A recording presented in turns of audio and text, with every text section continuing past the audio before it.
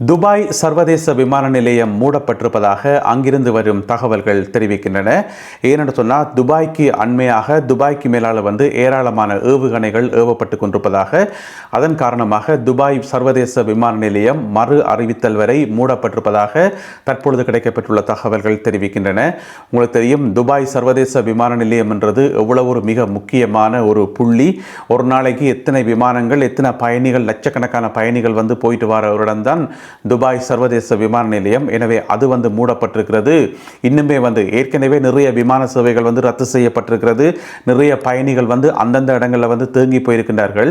எனவே துபாய் விமான நிலையம் மூடப்பட்டது அடுத்த ஒரு விமான போக்குவரத்துக்கு ஒரு பெரிய பேரிடி என்றே சொல்லலாம். எனவே மறு அறிவித்தல் வரை துபாய் சர்வதேச விமான நிலையம் மூடப்பட்டிருக்கிறது. அடுத்தது பார்த்தீங்கன்னு சொன்னா, உலகத்திலேயே மிகவும் உயரமான கட்டிடம் அதுவும் துபாயில தான் இருக்குது. புர்ஜ் கலீஃபா உங்கள் எல்லாருக்குமே தெரியும். அது தற்பொழுது வெளியேற்றப்பட்டுக் கொண்டிருப்பதாக சொல்லப்படுகிறது. அதில் தங்கி இருக்கக்கூடிய மக்கள், அங்க இருக்கக்கூடிய அலுவலர்கள், உத்தியோகத்தர்கள் அனைவருமே அங்கிருந்து வெளியேற்றப்படுவதாக. என்ன பிரச்சனை என்று சொன்னால், துபாயில பல இடங்களில் ஏவுகணைகள் ஈரான்லேருந்து ஏவப்படுறதன் காரணமாக பல இடங்களில் சுட்டு வீழ்த்தப்படுது. ஏவுகணை இதுவரைக்கும் நேரடியாக தாக்கல, இருந்தாலும் அந்த சுட்டு வீழ்த்துற அந்த ஏவுகணையினுடைய அந்த எச்சங்கள் இருக்குத்தானே, அதே ஒரு பெரிய நீளமா அந்த ஏவுகணையின் அந்த குழல் எல்லாம் அது விழுந்துதான் இன்றைக்கு காலமா ஒரு ஆள் உயிரிழந்திருந்தவர். எனவே துபாயினுடைய உலகத்தினுடைய மிகவும் உயரமான கட்டிடமாகிய புர்ஜ் கலீஃபாவில் இருந்து தற்பொழுது பொதுமக்கள் வெளியேற்றப்பட்டு கொண்டு வருகிறார்கள். அது ஒரு செய்தி. அடுத்ததாக துபாயில் இருக்கக்கூடிய ஒரு 5 நட்சத்திர விடுதி தற்பொழுது தீப்பிடித்து எரிந்து கொண்டிருக்கிறது. அதாவது த ஃபேமோண்ட் என்று அழைக்கப்படுகின்ற ஒரு மிகவும் ஆடம்பரமான 5 நட்சத்திர விடுதி. இப்ப நீங்க படங்கள்ல பாத்தீங்கன்னு சொன்னாலே உங்களுக்கு விளங்கும் எவ்வளவு ஒரு ஆடம்பரமான லக்ஸரியான ஹோட்டல் என்று சொல்லி. இங்க என்ன நடந்தது என்று சொன்னா, இங்கேயும் நேரடியாக மிசைல் விளையல, ஏவுகணை விளையல, எங்கேயோ பறந்து போன ஏவுகணை சுட்டு வீழ்த்தப்பட்டு அதனுடைய அந்த கழிவுகள் விழுந்துதான் இந்த தீப்பிடிப்பு இடம்பெற்றதாக சொல்லப்படுகிறது. எனவே ஏராளமான தீயணைப்பு படை வீரர்கள் தற்பொழுது களத்தில் இறங்கி தீயை கட்டுப்பாட்டுக்கு கீழே கொண்டு வரதுக்கான அந்த ஒரு நடவடிக்கையில் ஈடுபட்டிருக்கிறார்கள். 4 பேர் காயமடைந்திருப்பதாக சொல்லப்படுகிறது. இந்த சம்பவத்தில் அந்த 4 பேர்ல ஒரு பிரித்தானியரும் அடங்குவார் என்று சொல்லி, அந்த பிரித்தானியர் காயமடைந்தாரா அல்லது உயிரிழந்தாரா என்றது ஒரு கேள்விக்குறியாக இருப்பதாக சொல்லப்படுகிறது. மேலதிக விவரங்கள் இதுவரைக்கும் வெளிவரையில.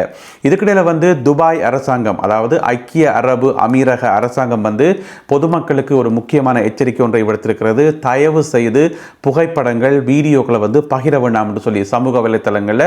ஏன்னு சொன்னால் அது மக்களை இன்னும் பதற்றத்துக்குள்ளாக்கும், பயப்படுத்தும், வீணான பிரச்சனைகளை கொண்டு வரும். யாருமே தேவையில்லாமல் படங்களையோ வீடியோக்களையோ பகிர்ந்து கொள்ள வேண்டாம்.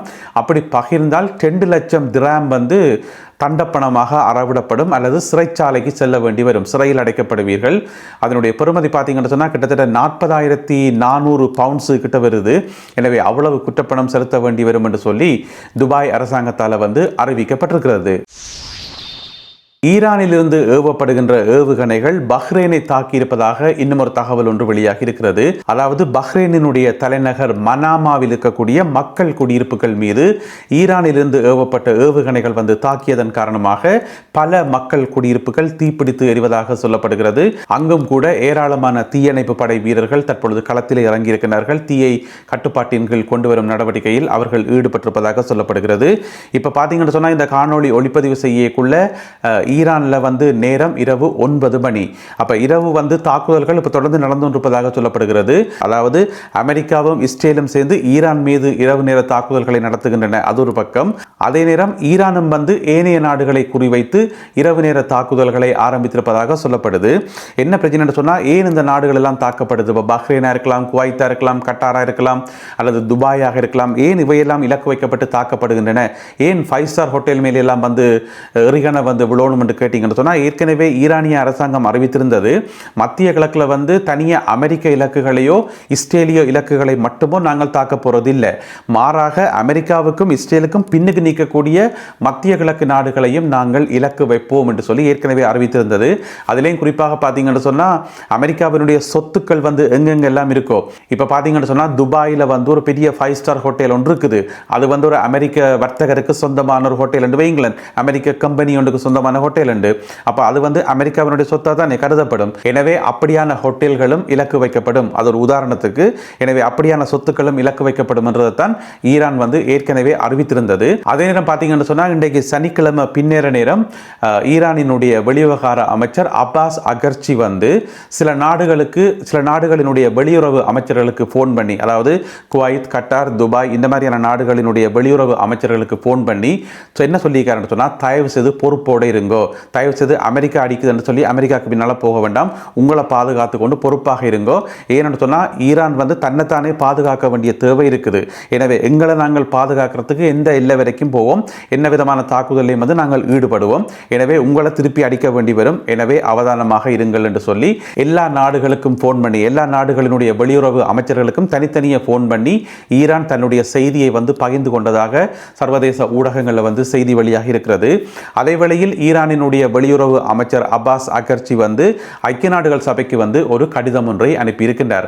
ஐக்கிய நாடுகள் சபைக்கு அனுப்பின கடிதத்தில் வந்து ஒரு வேண்டுகோள் விட்டிருக்காரு என்று சொன்னால், தயவு செய்து இந்த யுத்தத்தில் வந்து தலையீடு செய்யவும், தலையீடு செய்து இதை நிறுத்த சொல்லி, அதாவது அமெரிக்காவுக்கு சொல்லி இஸ்ரேலுக்கு சொல்லி இந்த சண்டையை வந்து நிறுத்த சொல்லி, அதற்கு வந்து அவர் என்ன சொல்லியிருக்காருன்னு சொன்னால், ஐக்கிய நாடுகள் சபையினுடைய சட்டத்தில் வந்து 2வது ஆர்டிக்கல்ல 4வது பந்தியின்படி இது வந்து சர்வதேச மீறல், நாங்கள் வந்து இறைமை உள்ள நாடு, எனவே எங்கள் மேலே வந்து தாக்குதல் நடத்துறது ஒரு சர்வதேச விதிகளுக்கு முரணானது என்றதை சுட்டிக்காட்டி இந்த கடிதத்தை வந்து அனுப்பி வச்சுக்கார்.